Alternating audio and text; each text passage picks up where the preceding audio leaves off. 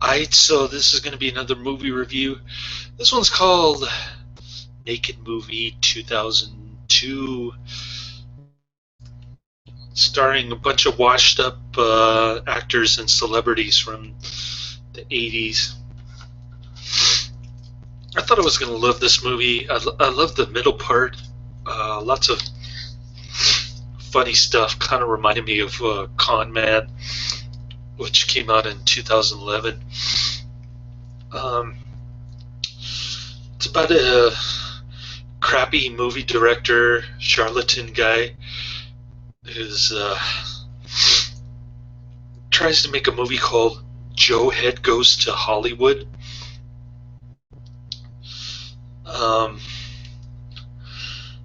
But through his ineptitude and the ineptitude of his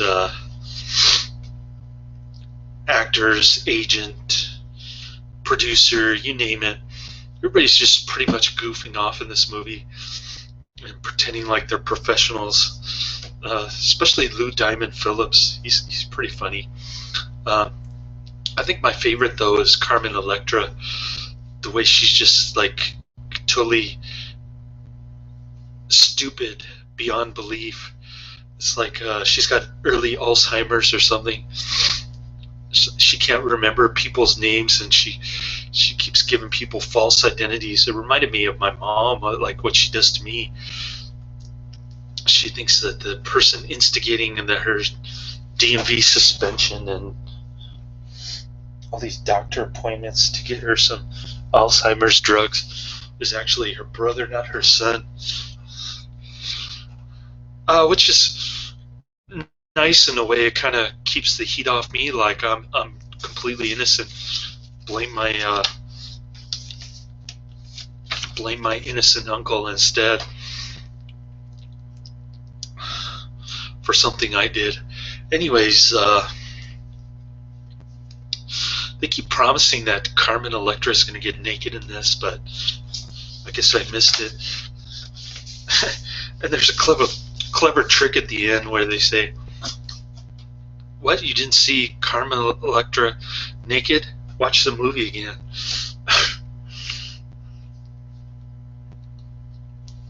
So it's kind of like a self-biography of what this crappy director,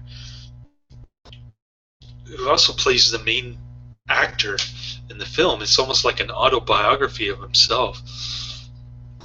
Because you go on IMDb, it gets a 4.0 rating. Yeah, that's a little low, but man, it's only got like 70 reviews. So only 70 people watched it on IMDb. That's hard to imagine. I guess you could say this is an obscure film, kind of a hidden gem, I guess. I'm giving it 3 out of 5 stars. I enjoyed it a lot more than the IMDb reviews. There are no reviews, it's just ratings. So super obscure movie. There's a cameo with David Carradine. I also like the scene with Andy Dick, where the director's sitting there with porno playing on the TV. He's getting distracted while Andy Dick is talking. I didn't really care too much for the ending. So the ending is basically the director's funding dries up, so the porno king, played by Andy Dick, no pun intended, he takes over the film. It's kind of like a Caligula type film. It morphs from a mainstream movie into a porno flick, and I didn't really care too much for the ending, but I liked the middle parts. I thought the middle parts were funny, especially Andy Dick and Carmen Electra. You can see her nipples popping out of her sweater. I guess she's now wearing a bra because she has fake boobs anyway. Doesn't need anything to hold them up. they'll never go saggy, I guess. So they're like, she's got hard boobs for life, I guess, is the silicone there. Yeah, fake stuff. Anyways, pretty cool flick. Like I said, yeah, I'm giving it 3 out of 5 stars. I didn't think it was as good as Con Man. Con Man was just funny throughout the entire movie. But it's better than Burn, Hollywood Burn, and an Alan Smythe movie. I guess they couldn't call this one Alan Smythe because it was made in 2002. So they just put it directed by Sam Cass or something like that. Yeah. Or Henry, yeah, Sam Henry Cass. Sorry, I forgot his middle name.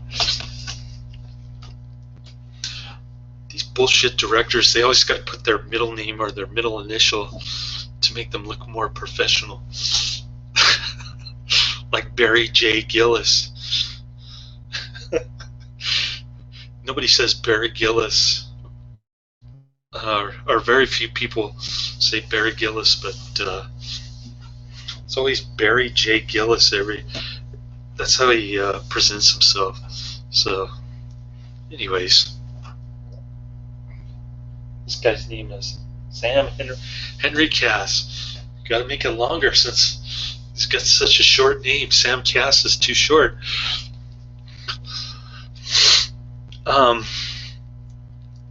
There's some racist jokes in there about Jews and Chinese people. It's kind of off the cuff and funny. I don't know why I thought it was funny. I guess it's a guilty pleasure of mine. The guy talks like he's from Brooklyn. The director. It's pretty funny actually. The way he talks is kind of quick fire one-liners. I don't know. It made me laugh at times. It had its moments. It was pretty good. There isn't really much in the way of plot, of course, but it's a cool kind of subgenre. The con man, naked movie, and an Alan Smythe film, Burn, Hollywood Burn. Those are the 3 films that come to mind in this subgenre. If you really want to go back farther, I guess you could go back to Sunset Boulevard, which is the absolute best of the best in this kind of genre. Yeah, it's just a movie about a bunch of washed up actors, shitty director, porno producer who wrestles control away from the director.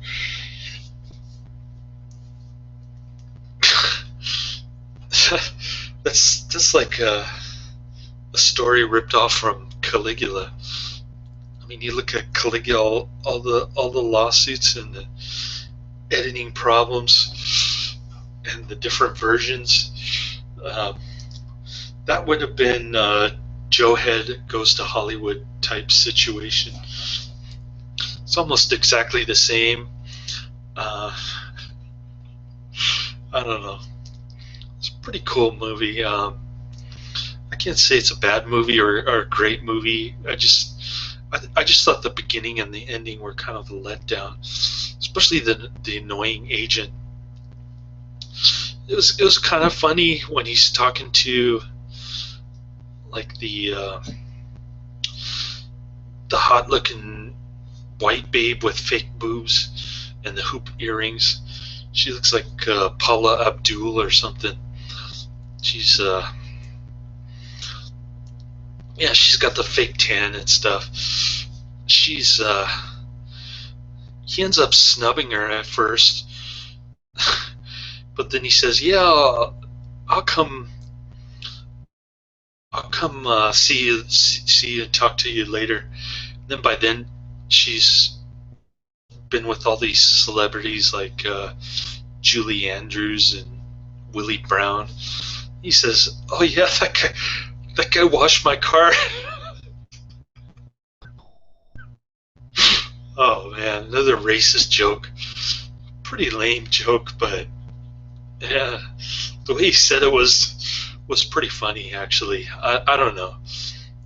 I guess I'm guilty of laughing at racist jokes in this one, just because the director is such a funny guy. He can say any kind of joke and make you laugh. Well, not any joke, but it's so way out there and outlandish. You just can't help but laughing at this kind of stuff. I don't know. I thought it was one of the better David Carradine movies from this time period, right before Kill Bill. So, yeah. Kind of a cool, obscure movie that I picked up. The next one is also David Carradine. It's called, let me open it up here. Modern Warriors, The Marshall Way.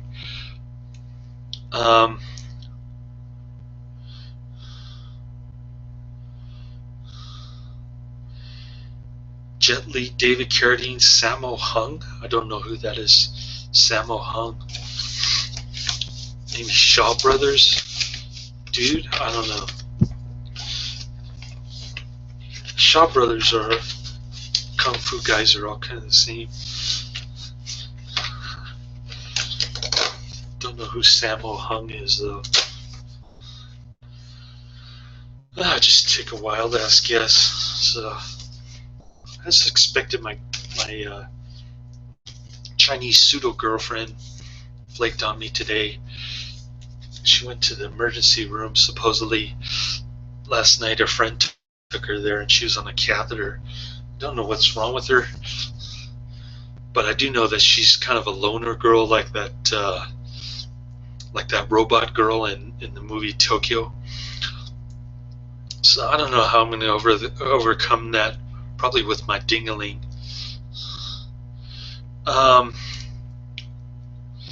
Yeah, so we're not going to lunch today. I want to try to get her to see Holy Mountain and Zardos at the Castro Theater on Friday, though. Hopefully she's feeling better. I don't know if she's telling me the truth or she's... but she sent me a text saying that she's going to be lonely for the rest of her life. I don't know. She's got some kind of thing where she likes to stay indoors all day long. Don't know what that's all about. That's why I don't want to be single anymore. And I want my son back more than anything. So, yeah, that's why I'm in appeals court doing the online dating, which is pretty hopeless. Kind of similar to the Chinese fob. I don't even remember what her name. She never even told me what her name was. She just gave me her phone number, and we went to this private spa last week. So not the ideal date in terms of keeping her commitment, but I tend to believe that she's telling me the truth, though, based on the humongous scar on her tum-tum that I saw on Monday. We went to the private spa. I guess she's having post-surgery problems. I don't know. I wasn't invited to come comfort her. I guess she trusts her friend more. Hopefully it's a girlfriend. Supposedly she has a friend who wants her to go to their Chinese massage, make some money. Probably make a lot of money being like a prostitute almost, or close to it. Don't know how many guys would enjoy her hairy body, though. Probably just the pervert guys like me. I guess if she doesn't lift up her armpit, it's okay. But they're going to see her hairy legs for sure. Anyways, kind of an interesting character I hooked up with. Definitely, she doesn't want to go to church with me, of course. Her being a libertine type of individual. But ironically, that's about my only hope of getting her back is my ding-a-ling.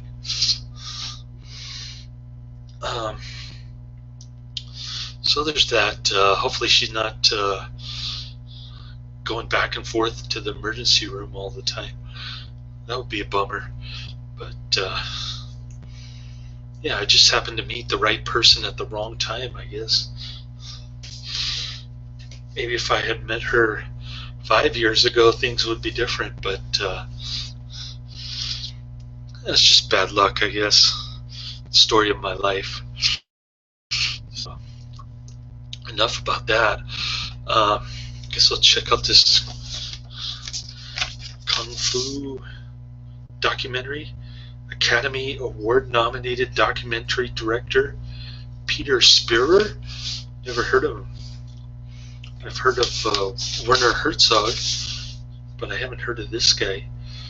I guess Werner Herzog is more interested in opera and, or no, that was, or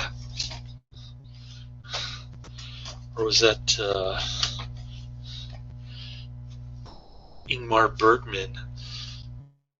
Oh, maybe it was Werner Herzog was interested in opera and also jump skiers, and of course ecology and Buddhism, atheism, that kind of stuff. Oh, and cell phone texting. Werner Herzog did. I saw a documentary that he did about cell phone texting. It's free on YouTube. Kind of overly dramatic, violent stuff. So I'll check out that one. There's another movie that I have on streaming on Instant Queue called Strictly Sexual. Don't know if I'll get around to watching that, but and I'm blasting through these DVDs. I don't really feel like ordering more stuff on my Instant Queue because it's just fall on the top, but maybe I'll do that instead. Since I don't have much going on today, I was supposed to pick up this girl, 2.5 hours from now, but she says she's a mess. Maybe that's why she doesn't want to see me. I guess she looks like a mess, but she got just discharged, so that's a good sign. I guess I'll just cross my fingers and hope she gets better. Then when she sees my ding-a-ling, maybe she'll be a little less commitment shy there. If she's feeling better, that is. I guess I shouldn't be so harsh on her, especially since she hasn't had a guy for a long time. So, anyways, that's about it. Nothing more to add to this movie. I just didn't. I didn't like the porno scenes. It's not really softcore porn. It's just kind of lesbian dry humping stuff and off-camera stuff. Although there was one Asian babe at the pool where they're shooting in a bikini. I would like to see more of her. The director's like oiling her leg or something. That was kind of interesting. I would like to see her naked or in one of the porno scenes, or both. She should have been in the lesbian scene, actually. So that was kind of a letdown. The scene with Carmen Electra and Ray Boom Boom Mancini was kind of interesting. There are a lot of midgets in this movie. The director's wife is a midget stripper, which is kind of ridiculous. And then she supposedly makes $2,000 cash a night, which is a little hard to believe. And then Ray Boom Boom Mancini's agent is like a midget too, or a dwarf or whatever. So a lot of midgets in this movie. And then Christian Slater tries to take Lou Diamond Phillips' role because he keeps forgetting his lines and flubbing his lines. And then they got like a boardroom meeting with all the actors in there, all the various washed up actors trying to make a film for this guy, but he keeps screwing it up. There's also a funny scene where he's with a somewhat legitimate movie producer, just like the somewhat legitimate agent lady.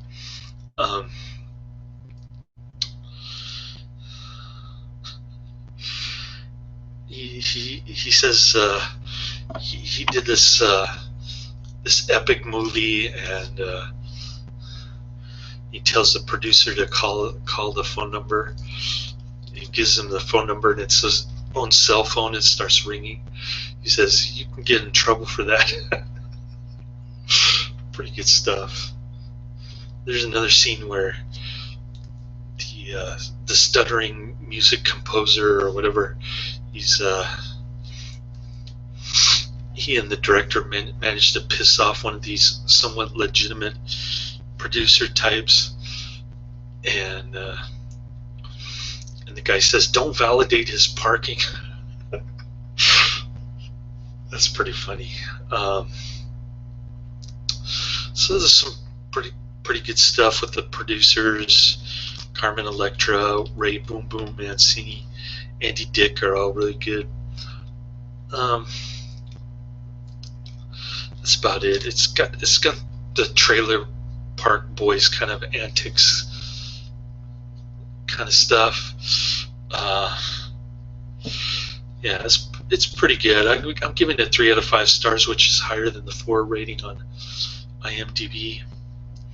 It's a little higher. I thought it could have been a better movie. Like I said, they could have cut out the beginning and the ending, and it would have been better.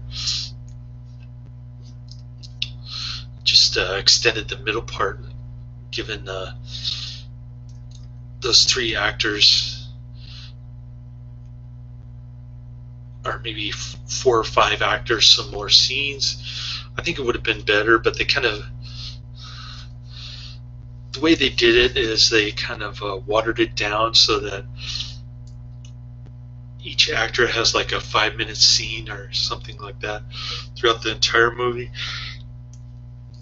just to get as many famous actors as possible in there, or formerly famous actors, kind of fashionable fly-by-night actors, especially Carmen Electra. I want to see her in an epic movie, which I haven't seen. Well, she's in a lot of bad movies, I guess. I guess at one point she was romantic with Dennis Rodman.